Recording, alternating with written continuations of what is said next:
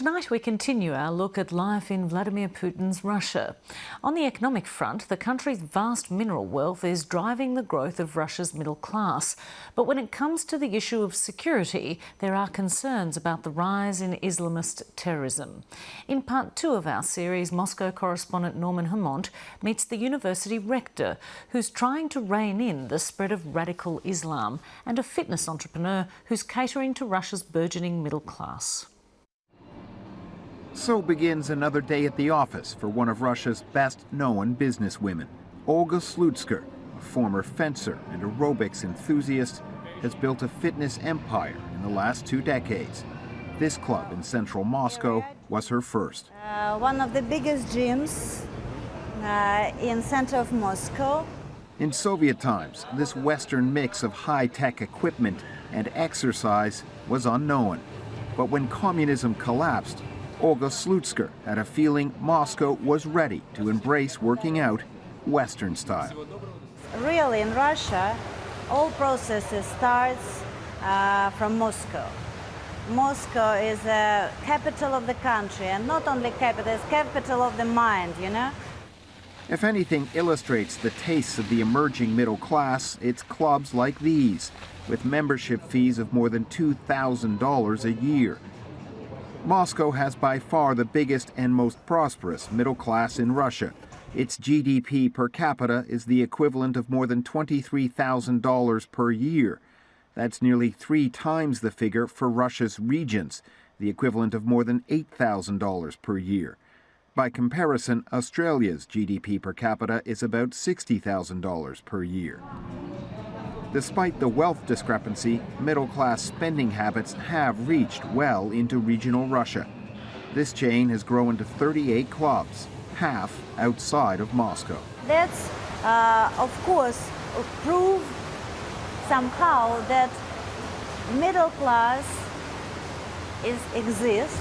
I can tell you that we have clubs in other cities, in 14 cities all over Russia.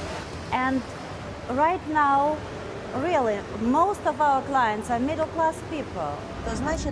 In building up her business, Olga Slutsky has become a very public person. Car companies seek her out for advertisements, and tabloid news programs targeted her during a bitter divorce and custody battle with her ex-husband, a wealthy businessman and politician. But she's also something of a rarity in Russia, a woman running a large business. Some suggest much of the criticism directed at her may be because she's broken the unwritten rules that still dictate the role women play in Russian society. I don't feel and I don't think that men like when their wives wants to do something separately. Small or big, doesn't matter. They like dependency from women. At times, women can seem almost entirely absent from Russian public life.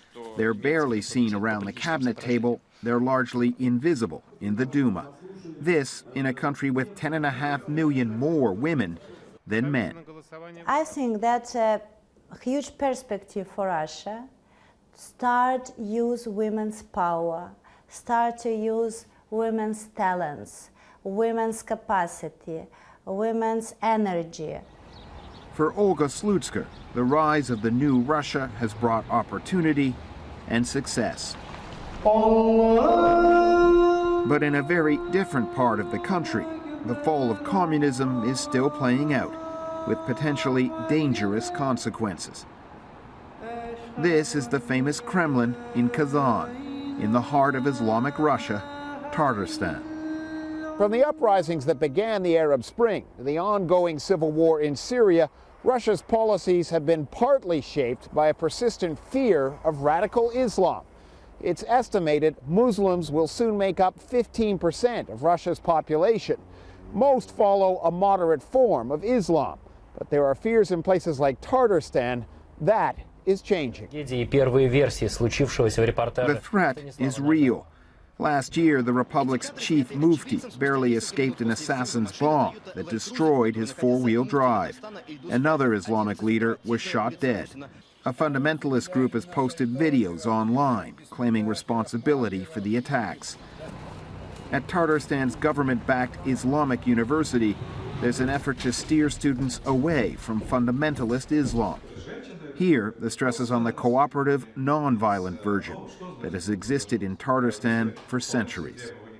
It's very important that I came into this university that give such Islam that are not different from our traditions, that game Islam with very peaceful information, complex knowledges, and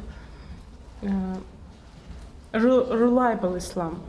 And reliable Islam, says the university's rector, depends on making Muslims feel like equal Russian citizens. As nationalism rises in other parts of the country, the danger grows.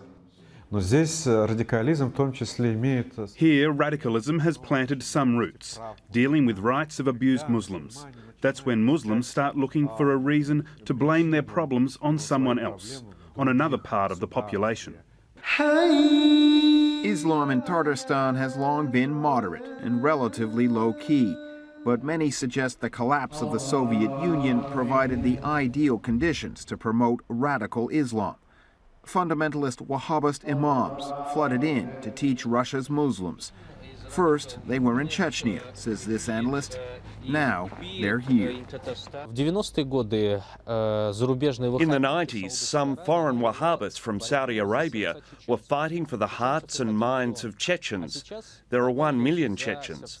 Presently, they fight for the hearts and minds of Tatars, and there are 5 million of them. The majority, it seems, remain moderate.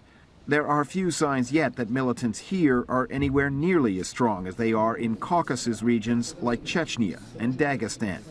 But for 2 years, Russia's government has watched the steady march of fundamentalist Islam in the Middle East with alarm.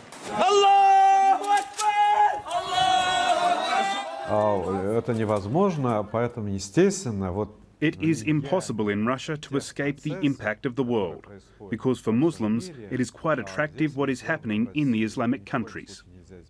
Keeping radical Islam at bay in the midst of the Russian heartland may be the Kremlin's biggest security challenge. Norman Hermont, Laidline.